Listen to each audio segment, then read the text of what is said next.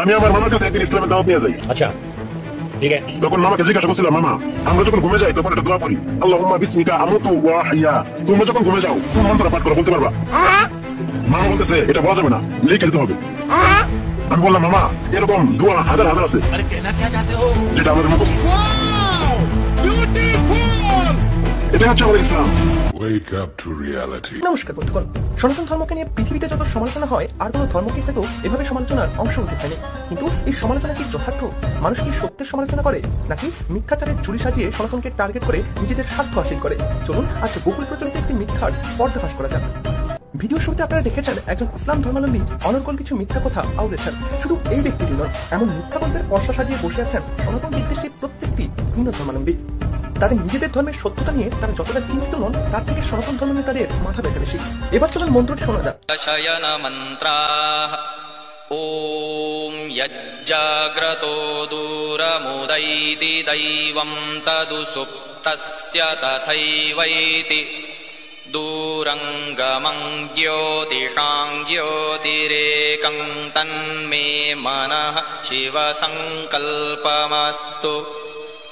ॐ येन कर्माण्यपसो मनीषिणो यज्ञे कृण्वन्ति विदथेषु धीराः यदपूर्वं यक्षमन्तः प्रजानां तन्मे मनः शिवसङ्कल्पमस्तु। ॐ यत्प्रज्ञानमुतचेतो धृतिश्च यज्ज्योतिरन्तरमृतं प्रजासु यस्मान्नरिते किञ्चन कर्म क्रियते तन्मे मनः शिवसङ्कल्पमस्तु।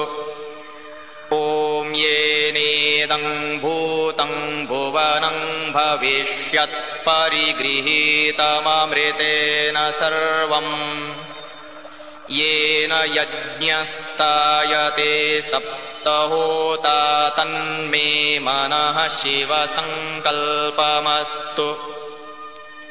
ॐ यस्मिन् ऋचः सामयजोंषि यस्मिन् प्रतिष्ठिता रथनाभाविवाराः